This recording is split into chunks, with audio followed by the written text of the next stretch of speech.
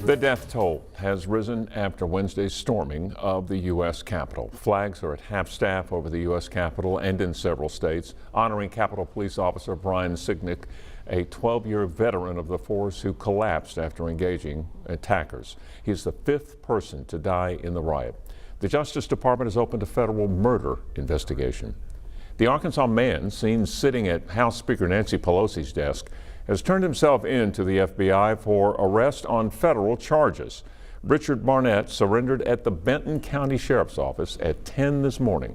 He was transferred to Washington County Jail for processing and an initial court appearance. He'll be extradited for trial in Washington, D.C. on multiple charges, including violent entry, disorderly conduct, and theft. Little Rock FBI spokesman Connor Hagan wanted to emphasize Barnett is just one person from the town of Gravette. Officials in that city have received threats. Hagan says that is illegal. Anyone who gets a threat like that can call the FBI. And anyone who wants to help bring the rioters to justice is urged to look at the photos on the FBI website and help identify the people they're looking for. That way they can be arrested and prosecuted. Congress could be moving ahead with an impeachment vote against President Trump following Wednesday's deadly assault on the United States Capitol by some Trump supporters. Natalie Brand has more details from Capitol Hill. Vice President Mike Pence arrived at the White House this afternoon as CBS News has learned he and President Trump are barely speaking to each other.